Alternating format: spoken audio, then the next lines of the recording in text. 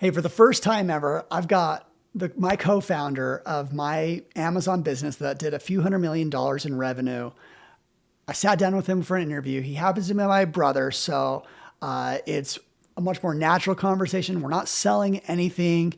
We just thought it was just a good time because every time we talk about like what it was running an Amazon business for 10 years that grew to do 50, 60, 70 million dollars in revenue. Some of our takeaways, some of like the highs and some of the lows. We hit both of that in this video, in this podcast, and I hope you guys enjoy it.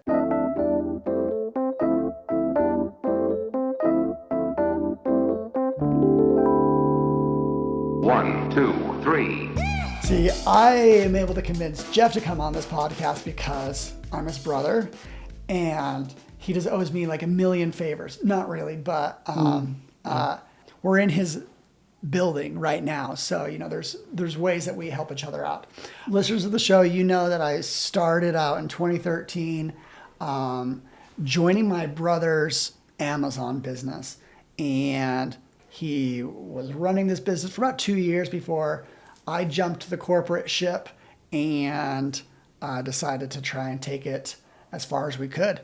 And we got, we did some like impressive stuff. Buy Boxer was a top 10 Amazon seller. Top 10. Top 5. Top 5. For a bit. And we saw this story play out. We saw a lot of like sellers get really big and then like certain things chip away at them. For us, we, just like the ending, we did really well in 2020. And then in 2021, we saw, we're like, we actually have some other investments that we want to do. Let's cash out in on this. And so that's what we did. But still involved in the Amazon space. Jeff is, I am. He runs a private label business today. And I spend most of my time building software serving both private label and wholesale businesses. I think about them every day. So, but let's back up. Jeff, you started about in 2011. When you were I would say maybe started tampering in 2009. But things got serious in 2011. I actually don't know as much of that part of the story as you do. Well, I had two other sellers that people I knew. One was a rep, like a toy rep that I had talked to often. I was running a retail store. And so I was buying product for that store and this rep would kind of like whisper in my ear, hey, maybe you should try selling that on Amazon. And I looked at it multiple times and like just realized, hey, the margins are like super small. Like this book, I would make like 30 cents on it. Like, I'm not going to bother, Yeah. But then I didn't realize you could sell like 300 books in a month and like, okay, that starts to actually mean something. And because I wasn't used to that kind of volume being in a retail setting. Did you ever actually try and sell books? Well, it was music books that we were talking about. And ultimately we did end up selling music books. Actual core, like literature type books. No, we never did touch that area. You'll get killed in that category. That was, because you've got the used book market to deal with, and there's just, we're not going to do that. I remember once, I think we were going on a family trip, and you were like telling me like, you were selling these like flashlights. That's actually kind of like my first success story. Like we were on a family trip, we were at a ski lodge, and like I was able to look up on my phone, almost before smartphones, but maybe. Anyway, and I noticed that we had sold like 32 of this flashlight. And I just didn't comprehend like what 300 million people meant. Like, the fact that like 300 million plus eyeballs can access your market all of a sudden. Yeah. Like, I just didn't understand like what that meant as far as like how you could see volume, like just go up just so dramatically. I'm used to my retail store where if I sold 30 units of something in a year, like that's a pretty solid item. Like I'm happy with that. And this sold over a matter of like 18 hours. And I was just, that was the first moment where like the mindset shift like happened. Like, oh, this is this is just way bigger than I realized. Like, You did a few things.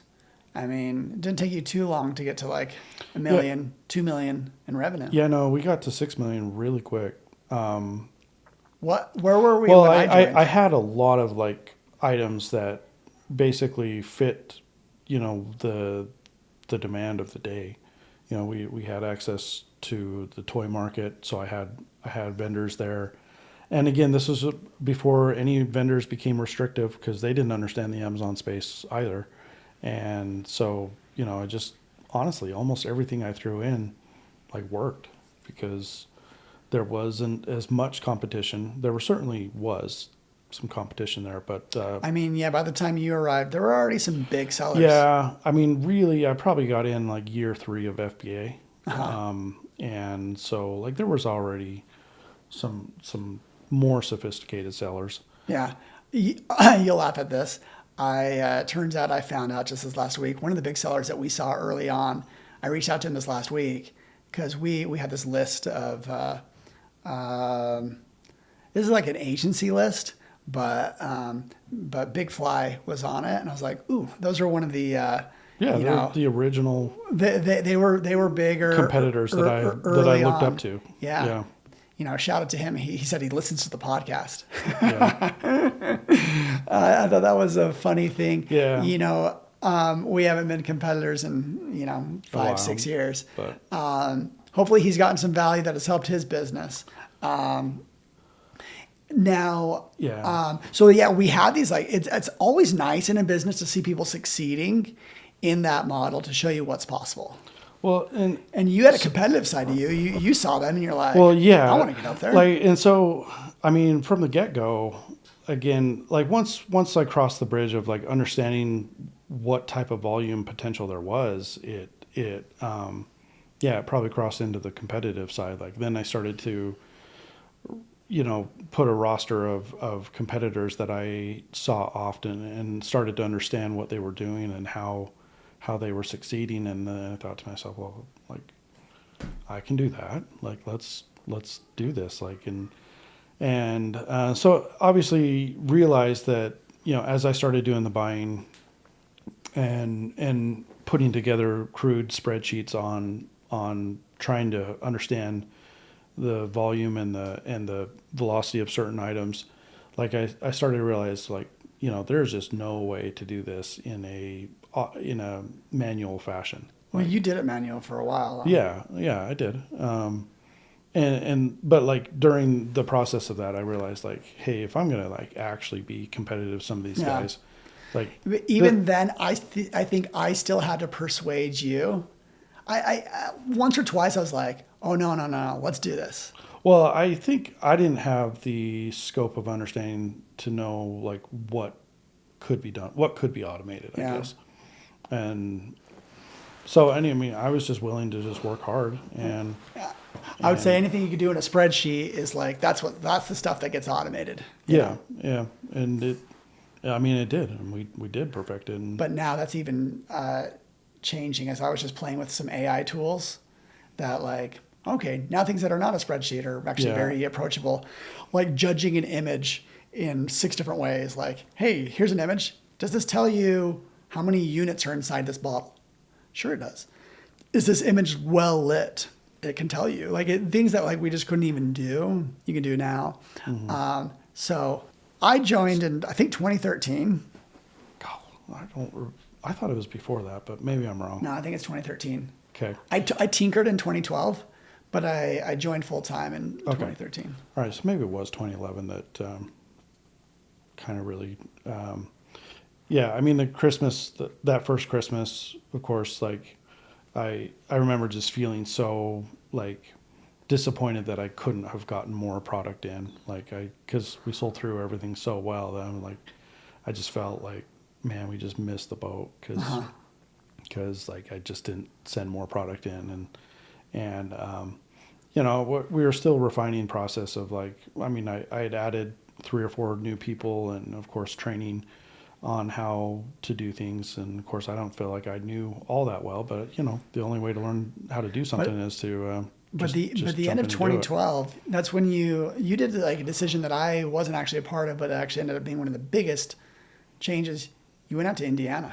Right. So Amazon, the whole impetus for that was Amazon. They were going to then A placement fee. Yeah, they were putting a placement Well, fee. did you know there's a new placement fee that's 50 Right. cents? Yeah. Gosh. Sorry. Anytime I hear Amazon fee, it just like makes me cringe and Yeah. coil up.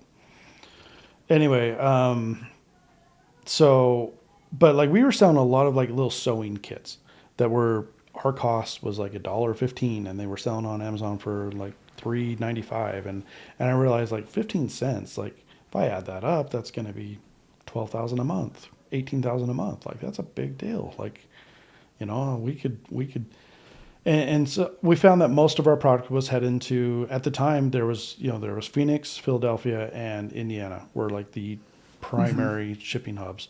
And we had been sending most of our stuff to Phoenix, but then they were starting to divert it to Indiana. And so I said, hey, let's just go.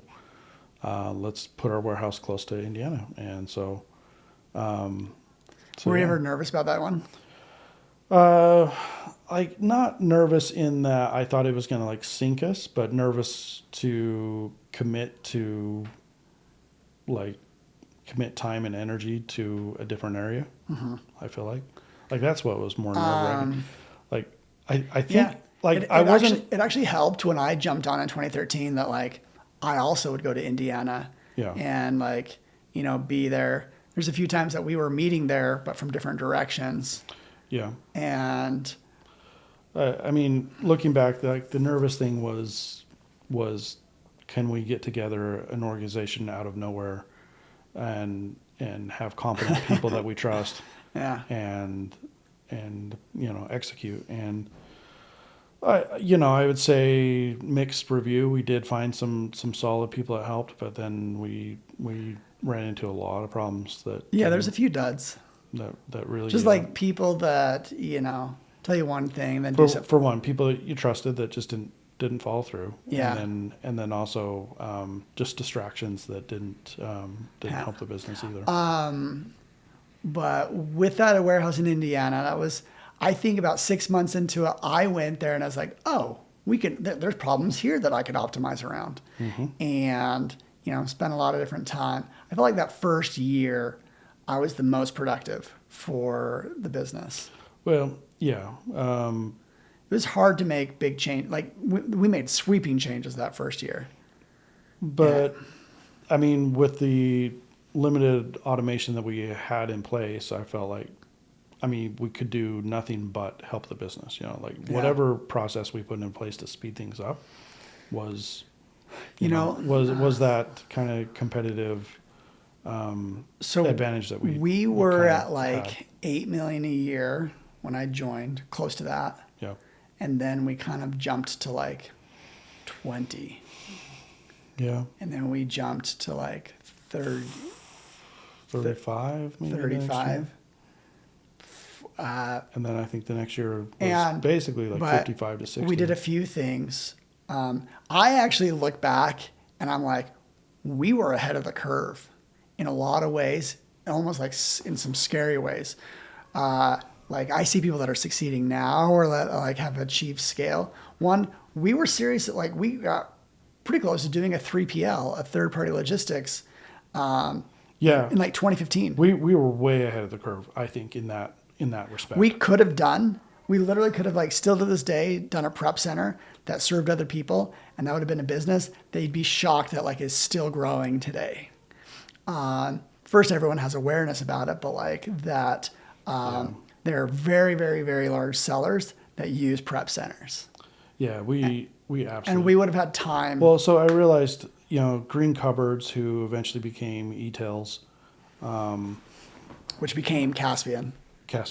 You know, they were using a 3PL. Like when I figured out that they were using a 3PL, I was floored by that. I even know one of the 3PLs that they used. I was like, what are they doing? Like you're spending $2 a unit to send that in. Like we're probably doing this for like 75 cents a unit. Like we've got such a massive advantage on them.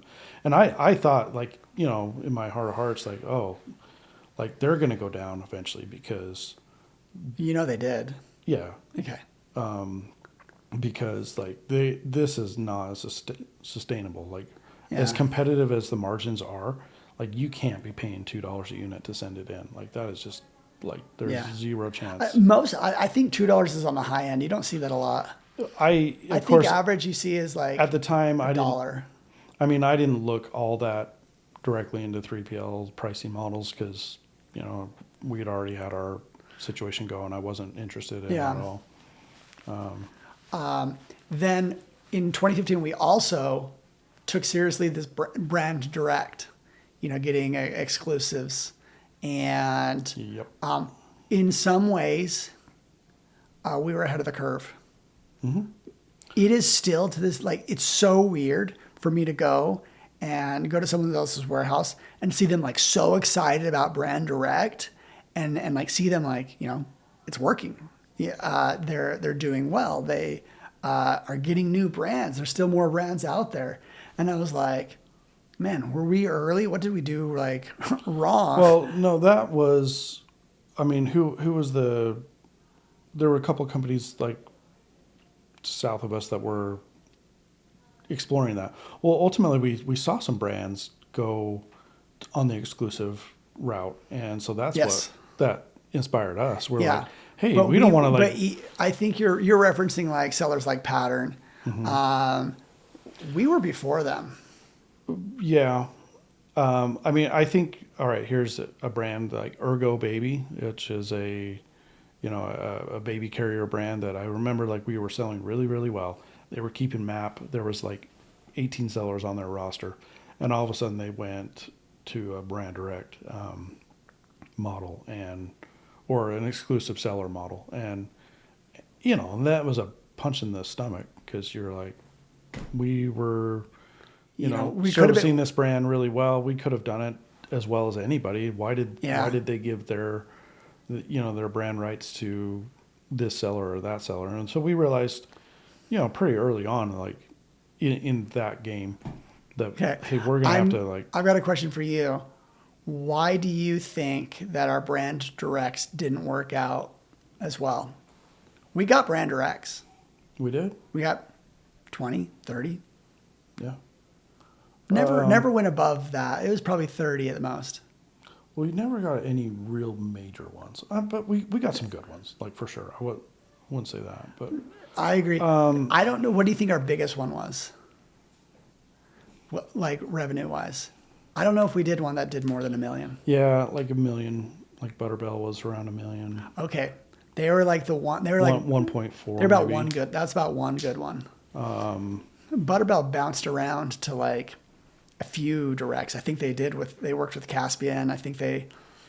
Yeah, actually, they dropped Caspian to come to us. I think that's what happened. Oh, they went to some other ones that we'd recognize, Yep. and I think they eventually went out on their own.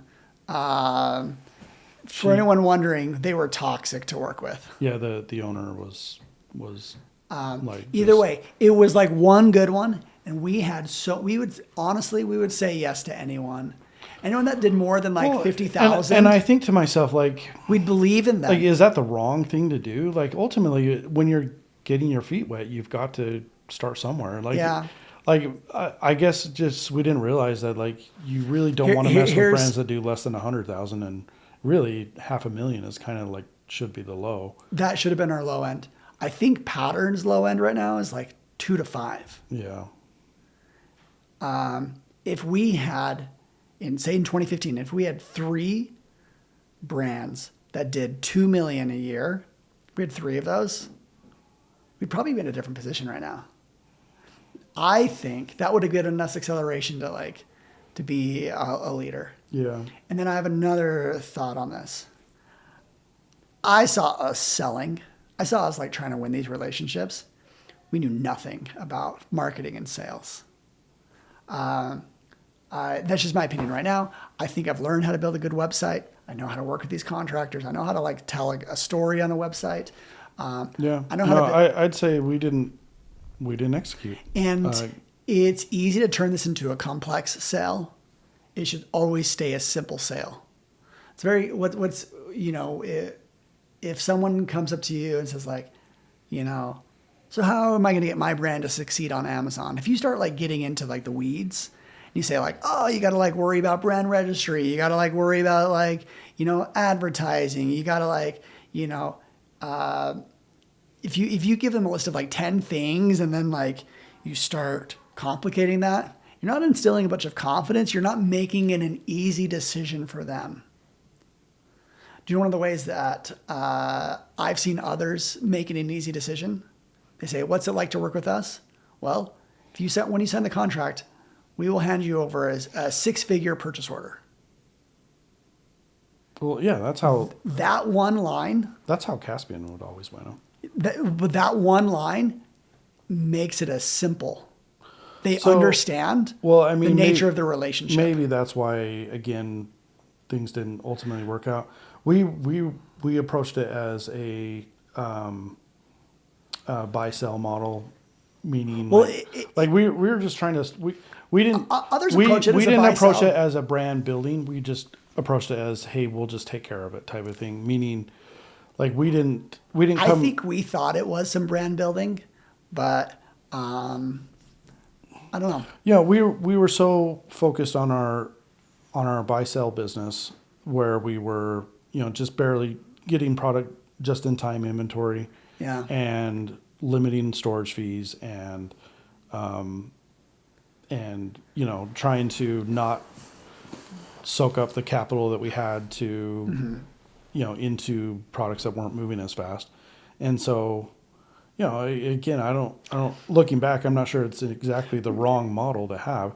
It was a different business because we were approaching it like the wholesale business should be approached. Yeah. And well, we had a hard time buying someone's entire catalog.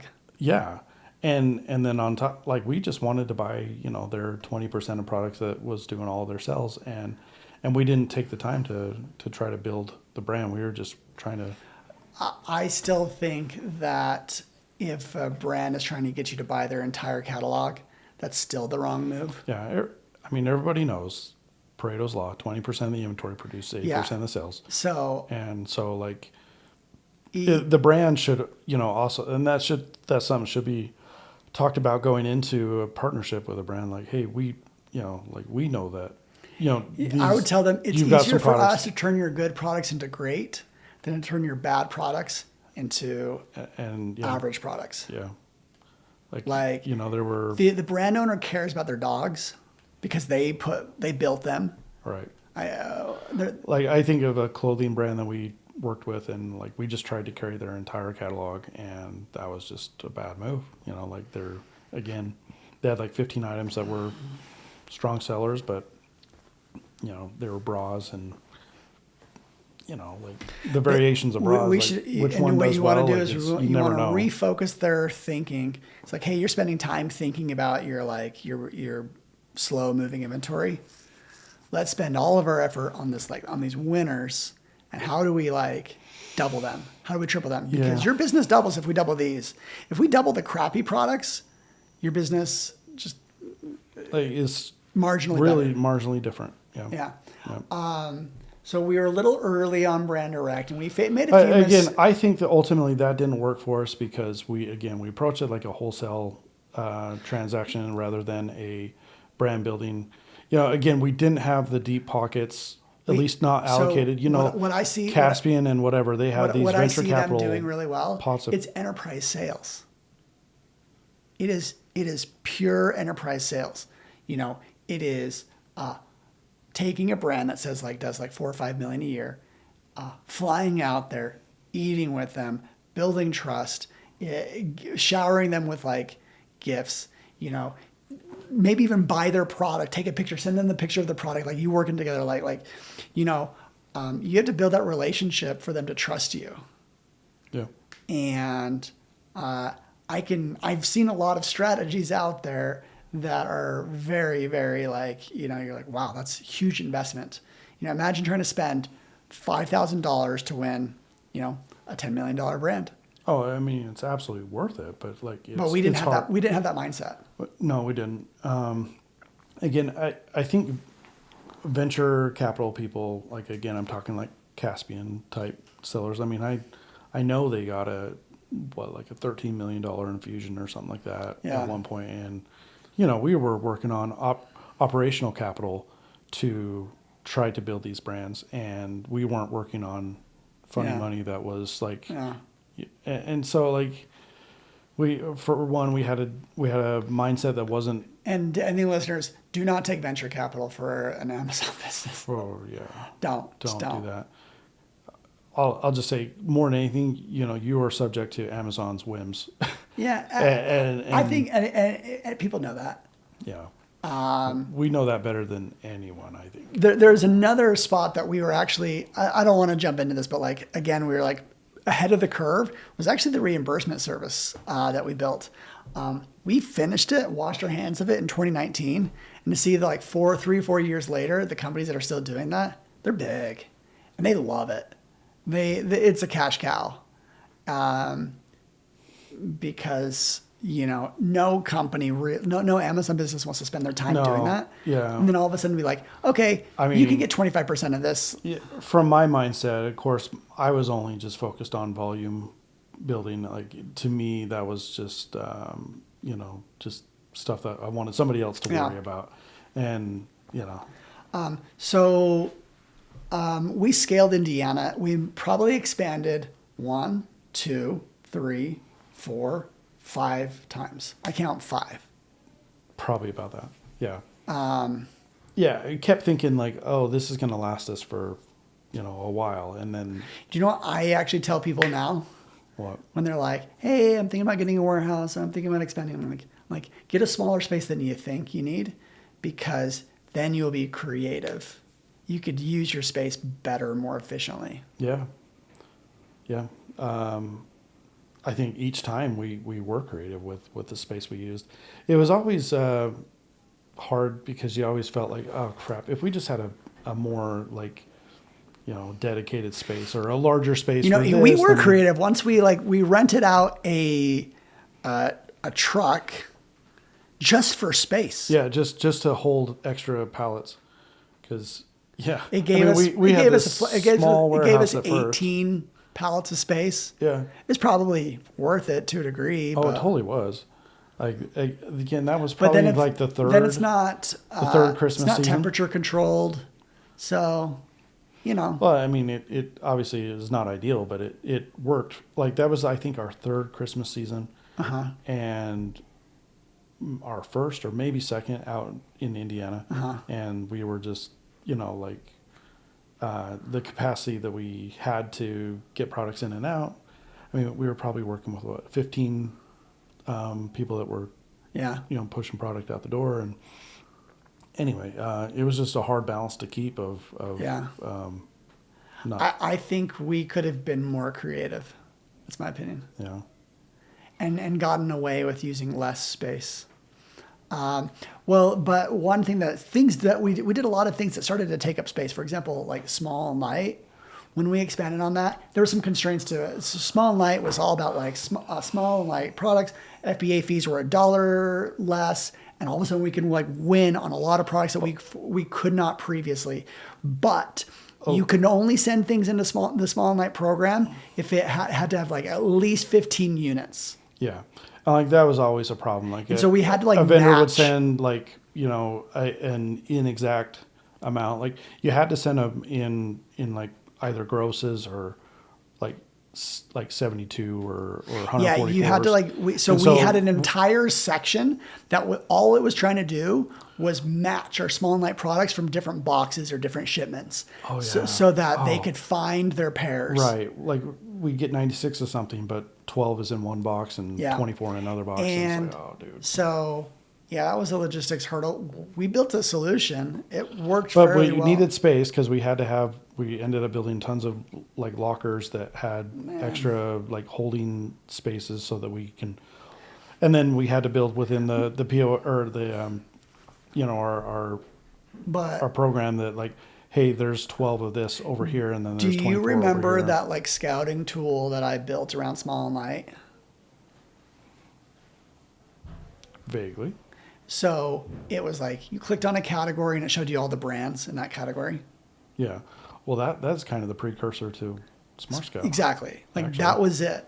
I expanded on that idea. Yeah. 3 years later. But what would you have done differently just about small and light? What small and light, I think what we discovered over the time of doing small and light is that you really have to do more than like 72 units per SKU at the time to make it logistically worth it. Yeah. Like, I can agree with that. I think when we were sending in 12 of this or 24 of that, Yeah. that wasn't worth our time. I I'm would pretty say sure- I would say, and to add to that, what if we had like say 3,000 small night SKUs? What if we just took the best 500 and just keep them in stock? I mean, I think again, ultimately that rings true to the entire model that we had. Is we at one time had the largest FBA catalog in Amazon. 115,000. And I wouldn't even be surprised if it's still true today that we had the most FBA products. Yeah. I'm almost positive of that. The most unique FBA SKUs. Not something that like But that ultimately was a problem. We just expanded too wide, and we didn't focus on, when we were sending in 3 of this or 6 of that, like, the time it takes to unbox it, prep it, schedule it, all that, it's probably going to take a person. And if a SKU had a problem, we would have been smarter just throw that out, just destroy, delete all those units. It's so hard to make that judgment call at the time. Like, yeah. Well, you have to go back. I with say this a hindsight. few times. If the SKUs that you're working on don't actually matter, then like working on them doesn't actually matter. It's like if no SKU moves the business, that's like a good thing. Like we could if we lose the SKU, that doesn't move the business. But then again, there's no improvement we can make on a SKU that would actually move. There's the business. always pressure when you've got 80 people in the warehouse that are working on product, and you've got to keep them busy. You can't just not have inventory show up. Like you have to just keep the wheel turning, and it's pressure all the time. And so again, there were times where to say no to a SKU means, oh, well, I've got to go find something else that's going to, also take up the amount of time, and is it going to be better? It's hard to know. Again, all of it is you can't really do it until you've processed a product 3 to 5 times. Then you can see, okay, well, we have to bag this one and we have to label it extra this one. And no, you spend a little time prepping products on our front lines, and you're like, oh, this isn't efficient. This is not efficient. This is not efficient. That crept up a lot. Well, and when you're doing 110,000, I think we topped out, I want to say 122,000 SKUs. Okay, I remember seeing at least 115. Yeah. So it's gonna be close. And so it's just hard to keep track of them all. So I do know you had this feeling. I had this feeling. I would do our accounting multiple times of trying to make how profitable are we? How profitable are we? I'd be using Amazon data, but then our QuickBooks guy would say something different. And I think you felt this started to you just checked out of the business a bit because you just didn't feel like you were in control. Yeah, 100%. I didn't know what to trust, as far as what was actually happening. Yeah. Well, the accounting. We did turn things around into 2019. So we made a lot of investments. We hired some high priced, people, accounting professionals, and I felt like in the end, we never got to a place of steady state. We understand, and this is our direction. I felt very jaded by the fact that I would hear one thing, and then 6 months later I felt like I'd hear something else, and I'm like, okay, well, I don't know what to do. Having 100,000 SKUs does create an additional accounting problem. I felt it almost would feel like there was a phantom hand in the business, just clawing away inventory. That you're where is this going? And I did my best, but I do know. So like we hit this rock bottom like in 2018, and we were like, oh my goodness, the ship started turning on us. So we had a bigger engineering team than we probably needed.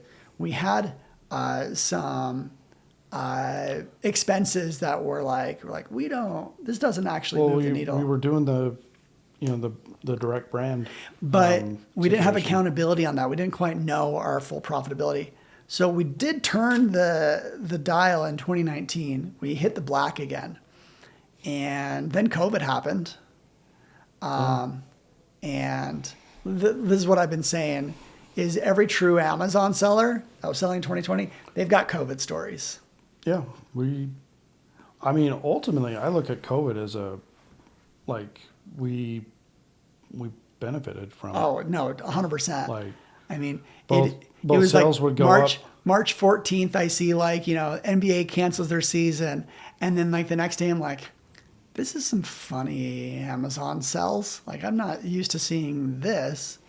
Well, we did have some real supply chain, hiccups. Like there were lots of companies that all of a sudden, shut down their They would shipping. not ship to us. Yeah. And so like there was that major problem that was real. And so again, when you've got 85 people, you've got to. Did we at that point did we manufacture higher margins, or did that just happen because of our repricers? Both. Yeah, I think both. I think both. Yeah, I think. I remember for one, we had a lot of puzzles, and we did really, really well with the puzzles during COVID because of course everybody knew. But there were days where we had 100 of a given item, and we were the only seller that had it, and puzzle demand was just through the roof. Did you ever think that every time we shipped out a puzzle, we're helping someone waste 6 hours? I didn't not think waste, of it that way, but waste, but we were helping the world. We were being, we were getting supply out there that was sorely needed. It was a funny business to be in. Well, anyway, but yeah, there were products where the puzzle would normally retail at 25, and we would sell for 45. Yeah, we'd hike the price up because again, we knew we were going to run out, so it's just a supply and demand thing. And what's funny is we did get suspended for price gouging, but it happened to be on a product that we were $1 over its average sale price. Yeah. It wasn't even a price gouging so situation. Weird. We had some cough drops that I'm not even kidding you. Well, and I look back at it, is it price gouging if you're selling something that nobody else has, but there's demand for it? Like we knew we were going to run out of it. If I had 40 in stock, we were selling 10 a day. If we have repricing algorithms that follow a certain pattern, is that evil?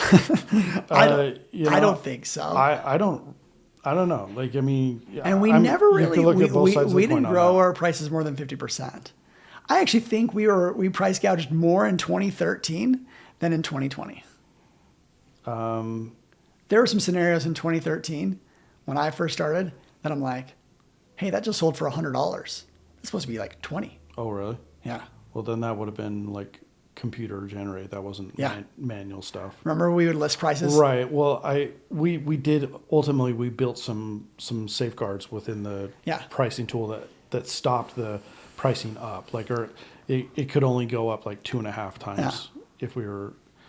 But yes, there were a couple of those in 2013 where it just it went to the moon and somebody bought it, and you're like, what the? Yeah. That happened even when I actually sold used books in 2007. Happened again. The repricer would be like, oh, there's no one selling this. The market's at $250, and we would sell that used book at that price. That's something that still kind of gets done today. So I guess the end of the story is in 2021, when this is the true story. I went on my honeymoon. We had to destroy a lot of inventory because Amazon had inventory constraints.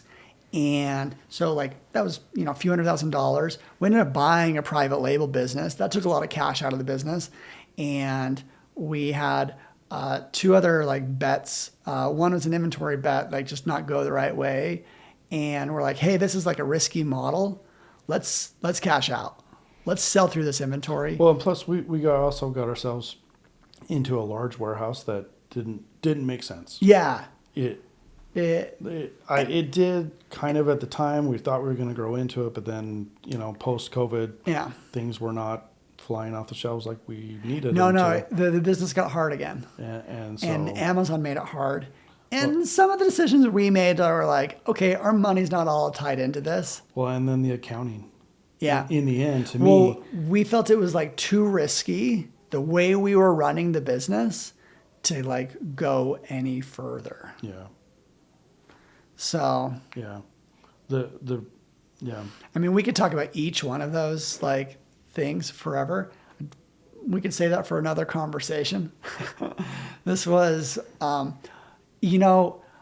already like an emotionally like harrowing thing to talk about, like, because I remember in 2014, flying out to Indiana and just like, feeling untouchable. That like this business can only go one direction. And like we were like at the cutting edge. We had technology. We could scale this. We were making money. Yeah, we were making money. Whether we were making as much as we thought we were, it's hard to know. Probably weren't making quite as much money as we thought we were. But like the Amazon fees and the the long-term storage fees were not as big. There were obviously fees, but not to the level that kept coming down the pike. And then of course, when Amazon would shut your whole account down and you've got 120 people sitting idle and you're paying them and it's like, okay, I don't like this anymore. This isn't fun. Like it became less and less fun for sure over time. Okay, Jeff, thanks for coming out to have this conversation. It was actually very unsalesy because Jeff has nothing to sell. That's our story with the Buy Boxer. If you enjoyed it, leave a comment. Let us know if you want us to do this again. And we'll catch you next time.